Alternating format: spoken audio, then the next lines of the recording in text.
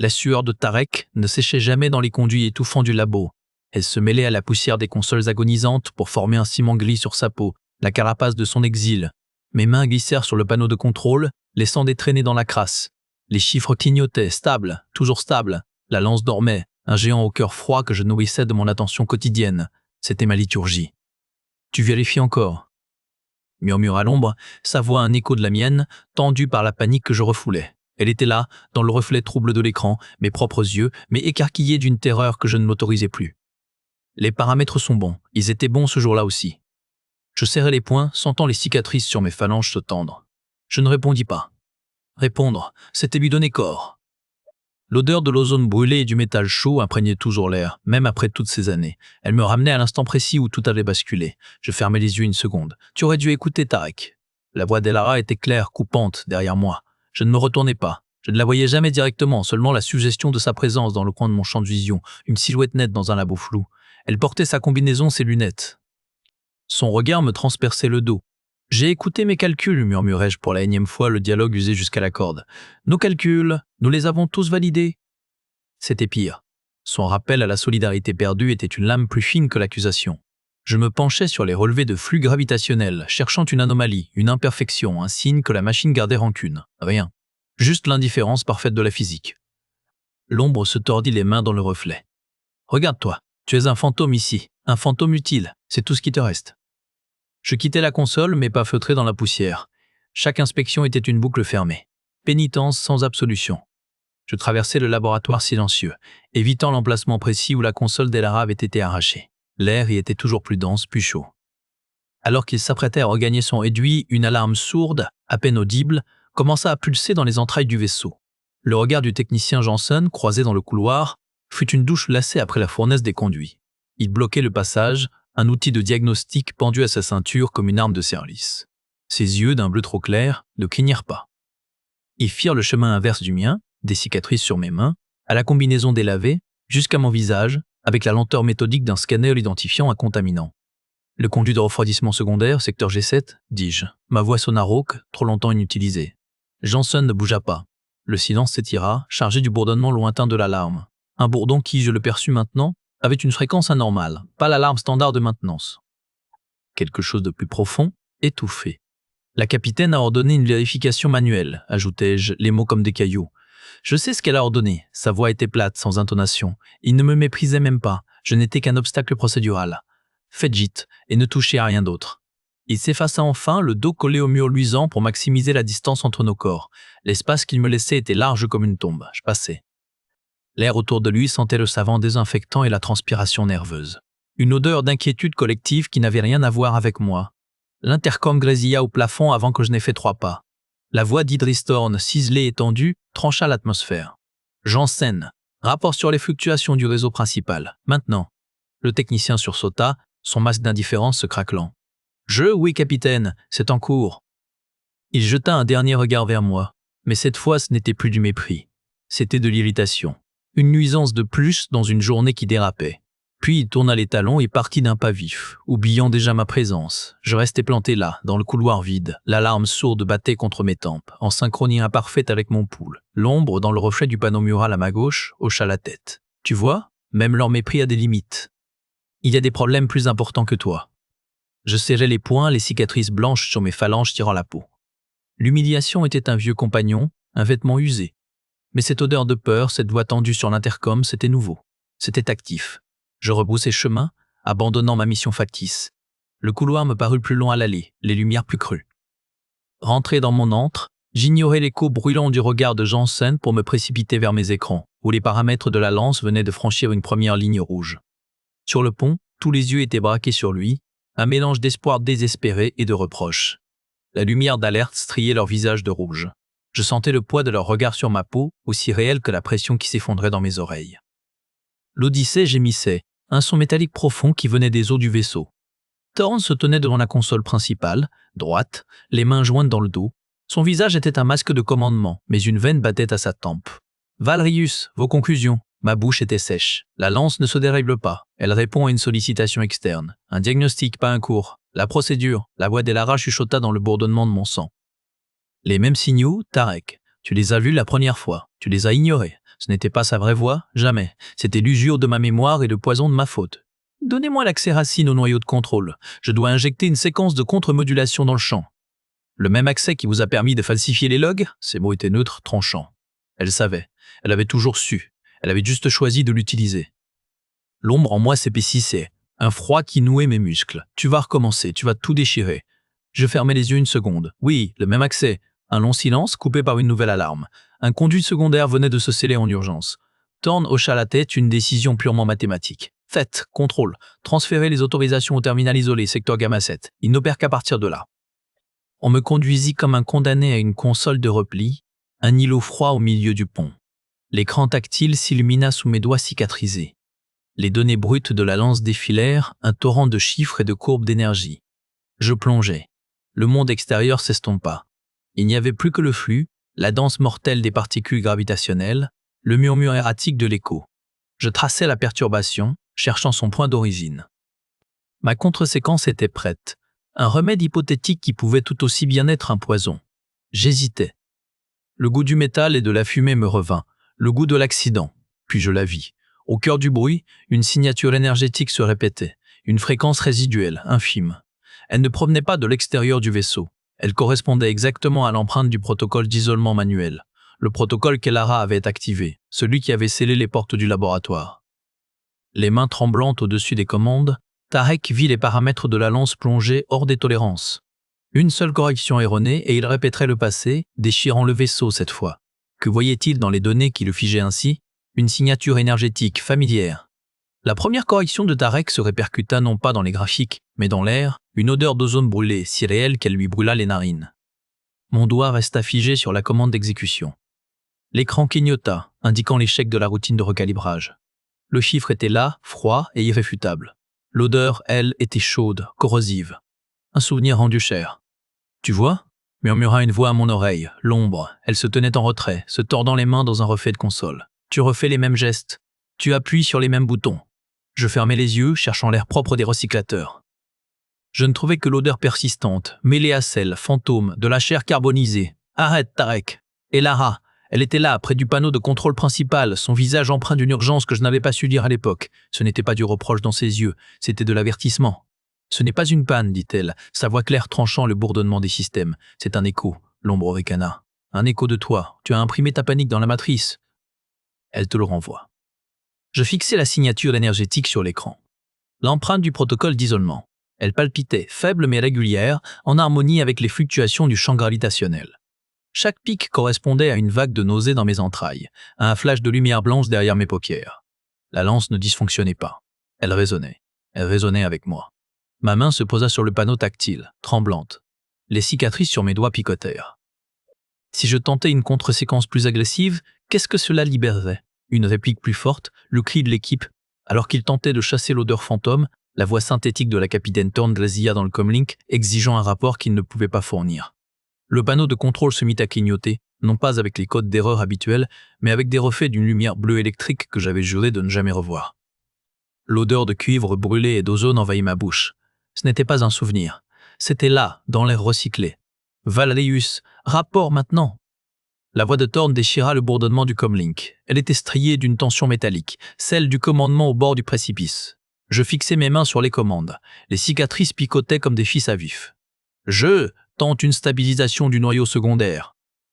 Je tentais une contre-séquence, une inversion des harmoniques de résonance. Ma main actionna la séquence. La lumière bleue explosa en silence derrière mes yeux. Un éclair fantôme qui brûla ma rétine. Un cri étouffé, pas le mien, résonna dans la cavité de mon crâne. Le plancher vibra sous mes pieds. Pas une vibration mécanique. Un frémissement profond, organique, comme un gémissement de bête. Qu'avez-vous fait? La voix de Thorne était devenue un couteau. Les boucliers du secteur bêta viennent de flancher. Les fluctuations suivent vos ajustements. Je regardais les écrans. Les courbes de gravité, auparavant erratiques, épousaient maintenant la forme de mon propre pouls affolé. Chaque pic correspondait à un battement de cœur.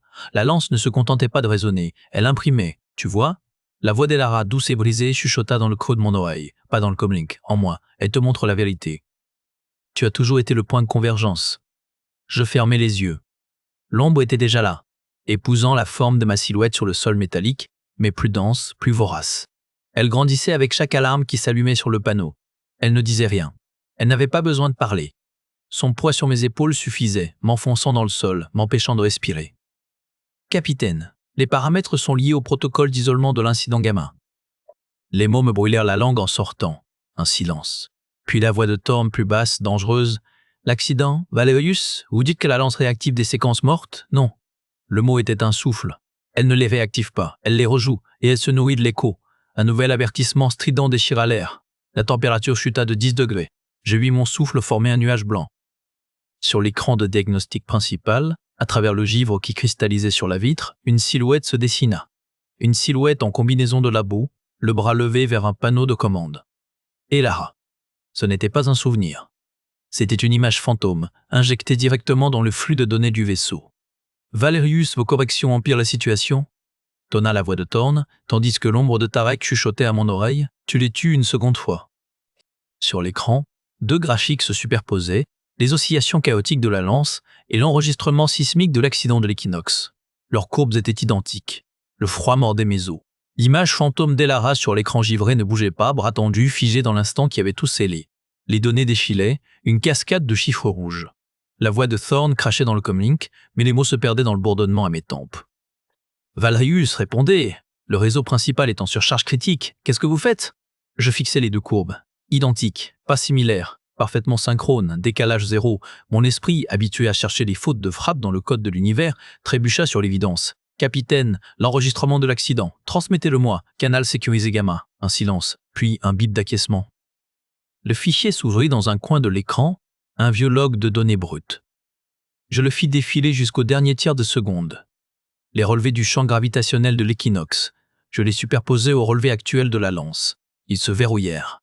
Chaque pic, chaque vallée, chaque micro-secousse. La lance ne reproduisait pas l'accident. Elle était l'accident en cours. Une réplique parfaite, étirée sur des heures au lieu des millisecondes, mais fondamentalement la même séquence de défaillance. Et Lara se mit à bouger sur l'écran. Un mouvement saccadé, comme une vieille cassette corrompue. Elle tourna la tête. Ses lèvres formèrent un mot. Tarek, l'ombre en moi hurla. « Tu vois, tu l'as ramenée, tu l'as réveillée pour qu'elle souffre encore. Valerius, votre statut ?» Thorn impérieuse. Je chassai la voix. Mes doigts volaient sur l'interface, isolant une signature énergétique résiduelle, une empreinte fantôme que tous les filtres ignoraient. Je la traquais à travers les couches de données, du présent vers le passé immédiat du vaisseau, puis plus loin. Elle pointait vers une source. Une source qui n'était pas dans l'espace, mais dans le temps. La signature culminait à un point précis, l'instant de ma culpabilité maximale. Le moment où j'avais compris mon erreur, un instant trop tard. Le moment où Elara avait agi. La révélation me frappa de plein fouet. Je ne combattais pas une machine, mais l'écho de mon propre passé. Et cet écho était sur le point de se reproduire. L'air devant le noyau de la lance se déchira avec un gémissement métallique, libérant un vortex tourbillonnant de lumière bleue et d'ombre hurlante. Le sol vibra, puis ondula sous mes pieds. Les consoles explosèrent dans un feu d'artifice d'étincelles acides. L'odeur de l'ozone brûlé, du métal fondu et de la chair carbonisée, leur odeur, envahit le laboratoire. Mon ombre se matérialisa devant la faille, plus dense que l'espace lui-même. Elle ne parlait pas. Elle pointait simplement un doigt accusateur vers le cœur du tourbillon, vers la silhouette qui s'y dessinait. Elara. Pas un souvenir flou, mais une réplique parfaite, figée dans la posture ultime, une main sur les commandes manuelles du confinement, l'autre tendue comme pour nous repousser. « Tu vois ?» Sa voix était un murmure dans le crépitement de l'air ionisé. « C'est ici. » Il n'a jamais cessé. La déchirure grandissait, avalant l'espace. Des fragments du passé, un cri étouffé, l'alarme stridente, l'éclat blanc de la rupture, jaillissaient de son centre. La réalité du laboratoire se fissurait, remplacée par le champ de ruines de ce jour-là. Les méthodes techniques étaient déjouées face à ça. J'avais traqué un fantôme dans la machine, et le fantôme m'avait rattrapé. La voix de Thorn grésilla dans mon oreille déformée. Éruption de niveau cataclysmique dans le secteur gamma, tous les systèmes. Le son se brouilla, noyé par le hurlement du passé. Je reculais, mes talons butant contre des débris qui n'étaient pas là une seconde avant. Fuir, c'était l'instinct. Fuir cette chambre une seconde fois. Mais l'Odyssée ne pouvait pas fuir. La déchirure allait grandir, dévorer la lance, le secteur, le vaisseau. Elle était un cancer de réalité, nourri par ma honte. Et Lara, dans la tempête, tourna la tête. Ses lunettes reflétaient la lumière bleue. Sa main tendue s'ouvrit, paume vers le haut, une invitation, une condamnation. Mon ombre se rapprocha, fusionnant presque avec moi. Le froid de sa présence était paralysant. « Tu ne peux pas », chuchotait-elle avec ma voix. « Tu vas échouer, encore. » Je fixais la main d'Elara, le protocole d'isolement. Elle avait agi sur mes calculs. L'écho ne se répétait pas simplement. Il attendait une réponse. La bonne réponse, celle que je n'avais pas donnée. Je pris une inspiration. L'air brûlait mes poumons. Le cœur de la tempête pulsait, l'aplomb. Pour sauver l'Odyssée, il devait y entrer, s'y engouffrer, s'y engouffrer. C'était risqué d'y rester piégé à jamais, perdu dans le pire jour de sa vie. Ses doigts tremblaient, non pas en tapant une correction, mais en programmant une invitation. Sur l'écran, le code ne cherchait plus à réparer, mais à ouvrir une porte. Je modifiais les paramètres de la contre-séquence. Je ne la configurais plus pour inverser les harmoniques de la lance. Je la programmais pour les amplifier, pour créer un effet d'entonnoir, un vortex d'écho. Je l'invitais à tout prendre. « Que fais-tu » La voix d'Elara était un souffle à mon oreille, chargé d'ozone et d'effroi. Mes doigts couraient sur l'interface, contournant les protocoles de sécurité. Chaque alerte que je désactivais était un clou dans mon cercueil. Le plan était monstrueux de simplicité. Si la lance imprimait mes états, alors je lui donnerais l'état originel, la panique pure, le moment précis où tout allait basculer. La résonance deviendrait si forte qu'elle s'annihilerait ou m'emporterait avec elle. Mon ombre se matérialisa contre mon épaule, son reflet froid déformant la lumière des écrans. « Arrête, tu vas tout détruire, encore !» Sa main fantôme tenta de traverser mon poignet, une sensation de gel brûlant. Je serrai les dents et poursuivis. Elara apparut devant la console principale, translucide. « C'est un piège, Tarek, pour toi. » C'est la seule issue, grognai-je, la voix rauque. Ce n'était pas un mensonge pour Thorne cette fois. C'était un aveu lancé au cœur du phénomène. « Venez, prenez tout. » L'alarme sourde du vaisseau vibrait à travers le plancher, battant à l'unisson avec mon pouls dans mes tempes. L'ombre grandit, son angoisse devenant palpable, un poids sur ma nuque qui me forçait à courber l'échine. « Tu n'as pas le droit, tu dois porter la faute. » Elara leva de nouveau la main, paume ouverte vers la colonne de la lance où la lumière bleue pulsait de plus en plus vite. Son geste n'était plus une condamnation, c'était un alignement, un point de convergence. Je saisis le levier physique de validation. Un anachronisme de sécurité, son métal était froid. Je regardais mon ombre, ses yeux, mes yeux, écarquillés d'une terreur que je reconnaissais trop bien. Elle recula d'un pas, la bouche tordue dans un cri silencieux, puis actionnai le levier. Le monde se dilata dans un silence bleuté. La lumière était d'un bleu électrique, identique. L'odeur d'ozone brûlé et de métal fondu lui retourna l'estomac. Mais cette fois, je fus immobile, au centre de la tempête, les yeux grands ouverts. Le laboratoire se superposa à lui-même. Les consoles craquelées, modernes, flottaient au-dessus des versions intactes et luisantes du passé. L'air vibrait de deux fréquences, le grondement sourd du présent et le crissement aigu de la mémoire. Je vis mes propres mains, plus jeunes, courir sur un panneau de contrôle à quelques mètres. Mon visage d'alors, crispé par une concentration frénétique, ignorait ma présence spectrale. Les autres étaient là. Liam, penché sur un écran de diagnostic, la sueur perlant sur sa nuque. Jorin, aux commandes des refroidisseurs secondaires, la voix stable malgré le tremblement de ses doigts. Et Elara. Debout près du puits d'accès principal, elle scrutait les jauges de champ. Son visage était un masque de calme calcul, pas le spectre de reproche qui me hantait. « Saturation du noyau à 90%, cria ma version passée. Sa voix était trop aiguë, teintée d'une panique que j'avais niée sur le moment. Je voulus crier un avertissement. Les mots se coincèrent dans ma gorge, étouffés par la pression du phénomène. Je n'étais qu'un réceptacle. La lance imprimait le souvenir et je devais l'ingérer. Je vis l'erreur, pas dans les chiffres défilés à l'écran, mais dans la posture de mon moi plus jeune. Il forçait la séquence, contournait un protocole de sécurité pour gagner 3 secondes. 3 secondes qui avaient permis à une résonance parasite de s'ancrer dans le substrat gravitationnel. La faille n'était pas dans l'équation initiale, mais dans l'orgueil de sa mise en œuvre. Je le regardais faire, et chaque fibre de mon être hurlait. Puis les alarmes hurlèrent pour de bon. Une lueur verte maladive envahit le noyau. « Brèche !» tonna Jorin. Mon jeune moi se figea, les yeux écarquillés d'horreur. C'était le moment où j'avais toujours cru avoir paralysé l'équipe par mon incompétence. Mais Elara bougea déjà. Elle se tourna vers Liam, un échange rapide de regards. Pas de panique, une sombre résolution. Elle hocha la tête. « Protocole Sisyphe maintenant » ordonna-t-elle, sa voix coupant le vacarme. Ils ne tentèrent pas de sauver le réacteur. Ils ne suivirent pas mes ordres confus.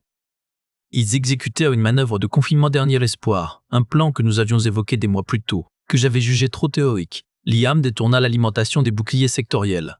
Jorin scella manuellement les conduits de ventilation. Il sacrifiait tout le secteur pour étouffer la réaction. Elara se tourna vers mon moi paralysé. Ses yeux rencontrèrent les siens. Elle esquissa un sourire, pas joyeux, triste, déterminé. Un adieu. « Tarek, tiens bon », dit-elle. Puis elle se précipita vers le conduit de surcharge manuelle, l'outil qui pouvait forcer la fermeture, au prix d'une exposition mortelle. La vérité me frappa de plein fouet, plus brutale que toute décharge électrique. Ils n'étaient pas morts à cause de mon erreur. Ils étaient morts en la contenant, en me sauvant, moi et le reste du vaisseau. Leur sacrifice avait été un choix, pas une conséquence passive de ma faute. Je vis Elara, non pas le regard accusateur de mon fantôme, mais le vrai sourire triste et déterminé qu'elle m'avait adressé avant de se précipiter vers le conduit. La vérité commença à percer l'écran de ma culpabilité. Ce n'était pas une erreur de calcul, Tarek, c'était un choix, le nôtre. La voix d'Elara, enfin libérée de tout reproche, résonna non pas dans ses oreilles, mais dans les fondations même de son être. Devant lui, la réplique du laboratoire vacilla. Les contours des consoles se brouillèrent, comme sous l'effet d'une chaleur extrême. La silhouette d'Elara, figée dans son dernier geste, commença à se dissoudre en filaments de lumière bleue. Elle ne souriait plus. Son expression était devenue une simple reconnaissance, un constat. Elle avait choisi le conduit. Ils avaient tout choisi. L'ombre à mes côtés gagnait en densité, une pression froide contre ma tempe. « Ils sont morts à cause de toi ?» chuchota-t-elle. Mais sa voix était devenue une vibration mécanique, un écho sans source. Elle se trompait, elle mentait. Je regardais mes mains, les cicatrices brillant à la lueur des alarmes fantômes. Ces brûlures, je les avais reçues en essayant de les retenir, de les arrêter. Elias m'avait repoussé. Kaelen avait verrouillé le sas secondaire. Ils m'avaient enfermé dehors, avec leur regard qui n'était pas de la colère, mais de l'urgence. « Tu devais vivre », murmura l'écho d'Elara, sa voix se fondant dans le bourdonnement de la lance. « Pour comprendre, pour empêcher que cela ne se reproduise. La culpabilité qui m'étreignait depuis des années se fissura. Ce n'était pas un bloc monolithique. C'était une mosaïque de douleurs distinctes, la perte d'Elias, son rire grave, la vivacité de Kaelen, réduite au silence, la détermination tranquille d'Elara. Je les avais enveloppés dans le linceul unique de ma faute, effaçant leurs individualités et leur agence. Je leur avais volé leur choix. Un sanglot rauque m'échappa, déchirant ma gorge. Ce n'était pas un gémissement de désespoir, mais l'expulsion violente d'un poison stagnant. Je les vis, non comme des fantômes accusateurs, mais comme des personnes, des collègues, des amis, qui avaient évalué la situation, mes calculs erronés, l'instabilité croissante, et avaient pris une décision. Sauver l'essentiel. Me sauver, moi, le concepteur, pour que je puisse un jour corriger la faille. Je cessais de lutter contre l'ombre. Je tournais mon regard vers elle, cette concentration de honte devenue autonome. « Je vois maintenant, dis-je, ma voix étrangement stable. Tu n'es pas eux, tu n'es que ma peur de les regarder en face. » L'ombre se figea. Puis, comme un cristal soumis à une fréquence précise, elle se craquela. Des fissures lumineuses zébrèrent sa forme noire, et elle se désagrégea en une poussière de lumière froide, qui tomba sur le sol et s'évanouit. Le grondement de la lance, qui avait monté jusqu'à un hurlement perceptible dans mes os, s'apaisa brusquement. Il se réduisit à un murmure, à peine plus qu'un ronronnement de fond. La réplique du laboratoire s'estompa, révissant les parois décrépites du secteur Gamma 7. La vision avait pris fin. J'étais seul, tremblant. Vide de la vieille culpabilité, mais rempli d'une vérité bien plus lourde à porter. Je n'étais pas un meurtrier. J'étais un témoin, un gardien de mémoire. Et la lance, enfin, se taisait. Le silence fut la première chose qu'il perçut. Un silence lourd, physique, après des semaines de bourdonnement constant dans son crâne et dans les murs. La lance, devant lui, pulsait d'une lumière verte et régulière, stable pour la première fois depuis des mois. Je restais immobile, les mains posées à plat sur la console froide. Mon souffle rauque était le seul son dans la salle, l'air ne vibrait plus. L'odeur d'ozone brûlé se dissipait, remplacée par le parfum stérile et poussiéreux du labo abandonné. La pression dans ma poitrine, cette présence étouffante qui m'écrasait les côtes depuis si longtemps, s'était évaporée. Il ne restait qu'une fatigue immense, un vide propre. Je baissai les yeux vers mes mains. Les fines cicatrices sur mes phalanges ne me brûlaient plus. Elles n'étaient que des traces, des souvenirs inscrits dans la peau, pas des accusations. Un bidou émana du terminal. Les données défilaient, stables, harmoniques nominales. Intégrité du champ à 80 options. La colonne de lumière au centre de la pièce oscillait avec la placidité d'un poule au repos. L'écho était parti, l'ombre aussi. Je respirais profondément, et l'air n'opposa aucune résistance. C'était fini. Le soulagement monta, chaud et étranger. Il se brisa contre la paroi de ma méfiance. Je fixais les chiffres, cherchant la faille, l'anomalie masquée. Rien. La lance fonctionnait, mieux qu'avant. La résonance était rompue. J'avais payé la paix avec la vérité, et le vaisseau semblait l'avoir accepté. Mes doigts tremblaient en planant au-dessus de l'interface. Je devais prévenir Thorne. Le rapport, les boucliers du secteur bêta, tout stabilisé. Les mots du message se formaient dans mon esprit, lourds et simples. Phénomène résolu. Lance stabilisée. Alors qu'un souffle commençait à m'échapper, un carillon strident et nouveau déchira le silence. Aigu, insistant. Différent de l'alarme sourde de tout à l'heure, c'était un cri structurel. Sur le panneau principal, en dehors des paramètres de la lance, un signal clignotait en rouge vif, balayant la verdure apaisée des écrans, Brèche structurelle, secteur alpha 1. Le froid me traversa, plus violent que tout ce que l'ombre avait pu infliger. Alpha 1. 1. La poupe. Les réservoirs de cryogénisation principale, l'arche. Mes yeux allèrent de la lance, calme et parfaite, à l'alarme qui pulsait comme une artère ouverte. La paix avait un prix, et le vaisseau venait peut-être de le présenter. Le silence qui suivit fut plus assourdissant que toutes les alarmes. Un silence neuf, purgeait des échos. Devant moi, les paramètres de la lance dessinaient des lignes parallèles et sereines. L'ombre était là, à quelques pas, figée dans son dernier geste de recul. Sa forme tremblait comme une projection défaillante, ses contours s'effilochant en particules de lumière bleue.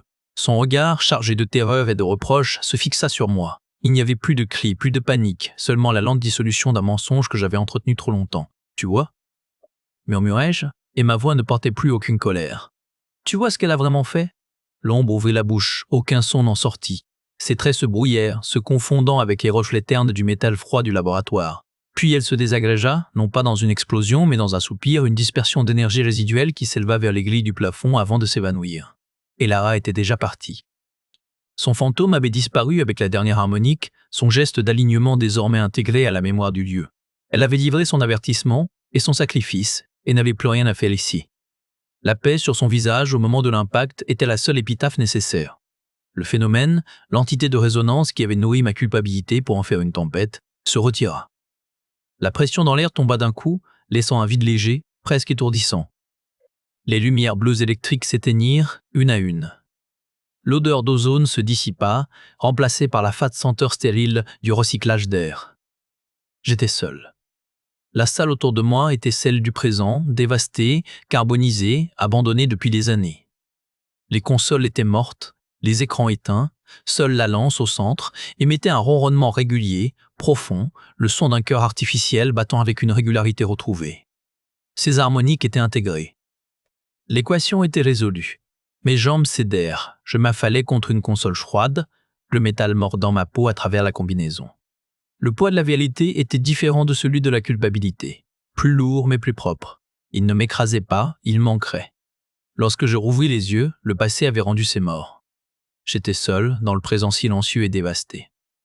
La porte du laboratoire s'ouvrit dans un grincement de protestation, révélant un couloir éclairé par la lumière rougeoyante des alertes résiduelles. Les sirènes s'étaient tues, remplacées par le bourdonnement angoissé des systèmes en diagnostic.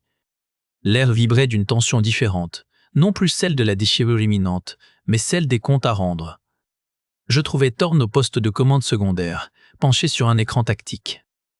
Son dos était raide, ses épaules remontaient jusqu'à ses oreilles. Elle ne se retourna pas. « Les boucliers du secteur bêta sont à 60% et remontent », dit-elle d'une voix neutre, trop plate pour être naturelle. Les fluctuations du réseau principal se sont stabilisées. L'alarme sourde a cessé. Elle pivota enfin. Son visage était un masque de cendre, mais ses yeux brûlaient d'une lueur froide, métallique. La fatigue lui était creusée en canyon. « Expliquez-moi, Valerius. » Juste l'effet technique. Ma gorge était sèche. Je sentais encore l'odeur fantôme de l'ozone du passé sur ma peau. J'ai intégré l'équation de résonance de la lance, dis-je. Les mots sortaient rouillés. Le phénomène était un écho amplifié de l'accident initial, entretenu par une instabilité non résolue. Elle est maintenant résolue. Elle est maintenant résolue. Elle répéta le mot comme un goût amer. Causé par votre intervention, il y a 20 minutes, ou par votre négligence, il y a 10 ans. Le silence s'étira, chargé du grésillement des communications résiduelles sur les haut-parleurs.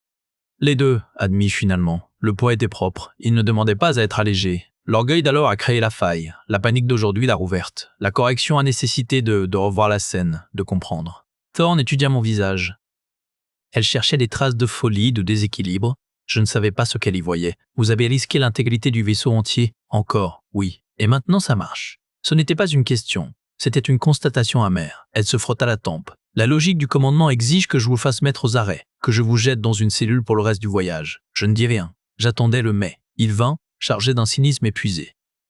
Mais la logique du commandement exige aussi que je tire parti de la seule personne qui comprend cette malédiction technique. Alors voici ce qui va se passer. Elle se redressa, retrouvant l'autorité comme on enfile un vêtement lourd. Vous êtes relevé de vos fonctions d'ingénieur en chef. Vous êtes nommé gardien de la lance. Votre tâche est sa surveillance continue, son étude, et l'élaboration de protocoles pour empêcher que cette histoire ne se répète. Votre accès au reste des systèmes du vaisseau sera restreint. Vous rendrez compte directement à moi, chaque jour. C'est une mise à l'écrit, c'est une punition. C'est aussi, Dieu m'en pardonne, une utilisation pragmatique de votre culpabilité. Elle soutint mon regard. Il n'y avait ni pardon ni compassion dans le sien, seulement l'utilité froide d'un outil dangereux remis sous clé. Acceptez-vous ces conditions, Valerius? Je regardais par le hublot panoramique. Les étoiles filaient, stables, inchangées. Leur course vers Kepler 4042b reprenait, intacte. Mon arche à moi était une salle carbonisée et un cœur artificiel qui battait régulièrement. J'accepte. Il hocha la tête, un poids immense chutant de ses épaules, non pas celui de la faute, mais celui de l'attente du châtiment. La console devant lui était familière, mais sa relation avec elle était radicalement neuve. Je passai mes doigts sur son cadre froid, ressentant les minuscules vibrations du vaisseau. Pas de vertige, pas de nausée, seulement le flux régulier des données de la lance, désormais stabilisé. Mon ancien terminal de diagnostic avait été redirigé vers cette baie de surveillance secondaire, un poste d'observation au flanc de la colonne vertébrale du vaisseau, un poste de gardien. Des bruits de pas résonnèrent dans le couloir. 2 techniciens passèrent devant la baie ouverte.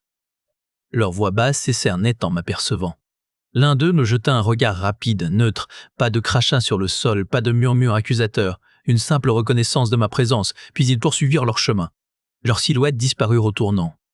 Je reportai mon attention sur les écrans. Les paramètres de la lance oscillaient dans des fourchettes normales. Elle n'imprimait plus mes états, elle fonctionnait. Je n'étais plus son cœur névrotique, seulement son mécanicien. Je tirai ma chaise. Le plastique grinça. J'entrai mes identifiants restreints. Le système accepta l'accès, limité au seul canal de surveillance du secteur gamma, et un journal de bord crypté, la punition de Thorne, son utilité. Mes mains, avec leurs cicatrices pâles, planèrent au-dessus des commandes. Elles ne tremblaient pas. Pour la première fois depuis des années, le futur ne lui apparut pas comme une sentence, mais comme une variable à résoudre jour après jour. L'Odyssée traversa la dernière couche de turbulence comme un navire fendant une vague finale, pour glisser dans le calme plat des étoiles immuables. Le grondement sourd qui habitait les parois depuis des semaines se tut. Le silence qui suivit fut une entité palpable, dense et neuve. Je restai assis dans ma cabine modifiée, les mains posées à plat sur le pupitre, et j'attendis. Aucune alarme ne jappa, aucune lumière ne clignota dans l'urgence. Seule la vibration fondamentale du vaisseau, ce bourdonnement de vie artificielle, poursuivit son cours régulier. Mon cœur mit plusieurs minutes à se calquer sur ce rythme. La porte de ma cellule, ce n'était plus tout à fait une cellule, mais ce n'était pas non plus un quartier d'équipage, s'ouvrit sur un chuintement d'air égalisé. La capitaine Thorne se tenait sur le seuil. Elle ne portait plus son armure de combat, mais une tenue de pont sobre. Ses traits étaient tirés, marqués par l'éveil, mais la corde de tension qui lui striait habituellement la mâchoire s'était relâchée. Valerius. Je hochai la tête. Un rapport, pas un salut. Elle le comprit. Les boucliers du secteur bêta sont rétablis à 97%. La lance est stable. Les harmoniques de résonance sont contenues dans des paramètres sécuritaires. Elle fit une pause, ses yeux gris scrutant mon visage, cherchant non pas des mensonges, mais des signes de fracture. L'écho, le phénomène s'est dissipé avec les dernières turbulences. Il n'avait plus de raison d'être, dis-je, ma voix plus haut que je ne l'aurais voulu. Elle inclina légèrement la tête, un acquiescement. Le conseil a statué. Votre accès restera limité au système de la lance et à la surveillance du secteur gamma. Vous êtes réintégré au registre des spécialistes techniques, avec le grade le plus bas, sous surveillance permanente. C'était une condamnation. C'était une grâce. C'était une utilité. Compris, capitaine. Elle resta un moment de plus, son regard passant de moi à l'écran où défilaient les données inertes de la lance. Et là avance. Les archives historiques ont été mises à jour, avec vos corrections. Un poids que je portais depuis des années se désagrégea silencieusement à l'intérieur de ma cage thoracique. Je ne trouvais aucun mot. Un autre hochement de tête. Elle partit, laissant la porte ouverte derrière elle. Une invitation à sortir. Une permission. Je me levai. Mes articulations craquèrent, mais ce n'était pas le craquement de la peur. Juste celui d'un corps trop longtemps immobile. Je marchais jusqu'au quartier d'observation principal. Quelques membres d'équipage y étaient déjà, collant leur front aux baies vitrées, contemplant le vide redevenu paisible. Je reconnus l'opérateur du réseau principal et la jeune ingénieure des boucliers. Ils échangèrent un regard à mon arrivée, puis détournèrent les yeux. Il n'y avait plus de haine. Seulement une prudence usée, et peut-être, pour la première fois, une forme de reconnaissance laconique. Je n'étais plus le fantôme hantant les couloirs. J'étais l'homme qui avait réparé la faille, même s'il l'avait créée. Je ne m'approchais pas d'eux. Je pris place devant une baie latérale, laissant la vue principale aux autres. Par la vitre, l'Odyssée s'étirait, longue et pâle dans la lumière des étoiles lointaines. Les cicatrices des dernières crises étaient encore visibles sur son flanc, des plaques de carénage neuves, plus sombres, des preuves. Je posai ma paume contre le verre froid. Je ne cherchais pas mon reflet. Je ne vis que le vaisseau. Et au-delà, la haute. Kepler 4042b était encore à des décennies. Des générations qui naîtraient ici, dans ce cylindre de métal et de lumière, grandirait sans connaître l'histoire précise de la crise Gamma 7. Elle deviendrait une légende, un avertissement dans les manuels de procédure, l'orgueil d'un homme, la négligence d'un protocole, puis la rédemption par le poids accepté. Je retournai à mon poste plus tard, lorsque le quartier d'observation se vida pour le cycle de travail. Mon écran m'attendait, affichant les constantes rassurantes de la lance. Je n'étais plus son cœur, j'étais son gardien, son mécanicien. Je tapais une commande, et les schémas de l'accident originel, désormais complets avec mes notes de culpabilité et les validations erronées de l'équipe, s'affichèrent. Je les étudiais une dernière fois. Puis je les archivais dans la mémoire morte sous clé cryptographique. La leçon était intégrée. Il était temps de passer à l'équation suivante. Je me penchais sur les prévisions de maintenance à long terme. La lumière de l'écran se reflétait sur les cicatrices pâles de mes mains. Elles ne tremblaient pas. Le futur n'était plus une sentence, mais une variable à résoudre, jour après jour. Une équation intégrée avec toutes ses constantes de faute et ses inconnues d'espoir. Dehors, par les caméras externes que je pouvais consulter, l'Odyssée fendait le noir. Elle ne fuyait plus rien. Elle avançait simplement, portant ses vivants, ses morts et ses pardons silencieux vers l'aube lente d'un nouveau monde. Il ne chercha plus les fantômes dans les rochers de l'écran. Il n'y avait plus que la lumière stable des étoiles et la route longue et tranquille vers le matin. Épilogue. Les constantes stabilisées les semaines qui suivirent furent étrangement monotones, d'une monotonie qui était un baume. Chaque matin, je me présentais à ma console de surveillance dans le secteur Gamma 7. Chaque soir, je rédigeais mon rapport pour la capitaine Thorne. Les données de la lance ne variaient plus que dans des fourchettes prévisibles, répondant aux ajustements de trajectoire avec une obéissance mécanique parfaite. L'alarme sourde qui avait précédé la crise ne revint jamais. Les techniciens du réseau principal, Janssen parmi eux, avaient identifié et réparé les dernières instabilités résiduelles. Les fluctuations du réseau s'étaient tues, remplacées par le bourdonnement régulier d'un système en santé. Le vaisseau tout entier semblait respirer plus librement, comme si une fièvre avait enfin quitté son corps d'acier. Un après-midi, alors que je vérifiais les logs de la lance pour la énième fois, une notification discrète apparut sur mon écran restreint. Une demande de communication, canal privé, crypté. L'identifiant était celui du conseil de l'Odyssée. J'acceptai. L'écran se divisa, montrant 3 visages que je connaissais de réputation seulement, les représentants des sections scientifiques, civiles et militaires du vaisseau. Leurs expressions étaient graves, mais non hostiles.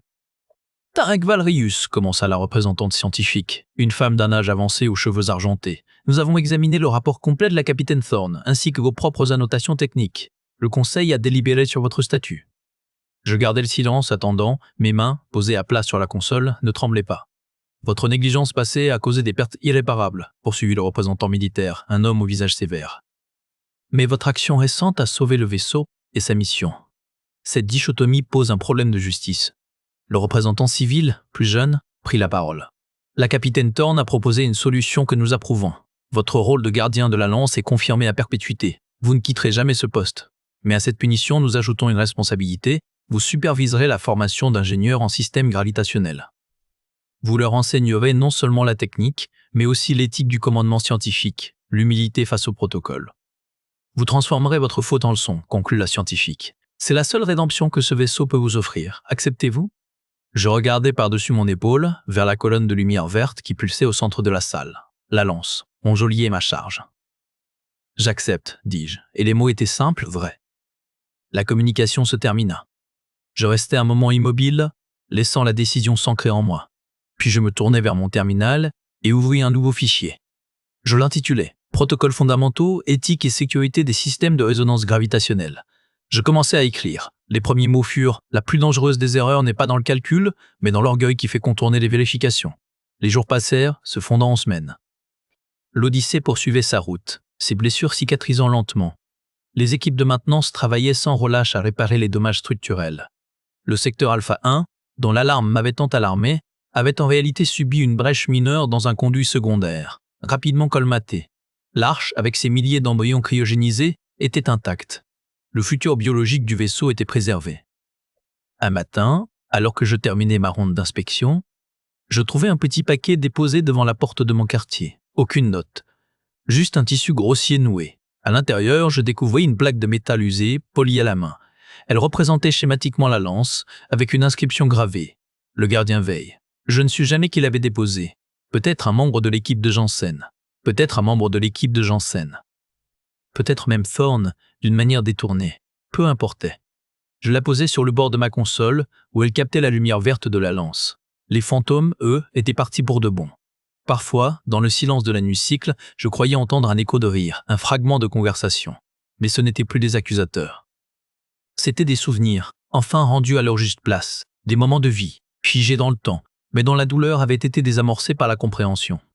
Elara, Liam, Jorin, Kaelen, Elias, je prononçais leurs noms à voix basse, un soir, devant la lance, non comme une litanie de culpabilité, mais comme un hommage.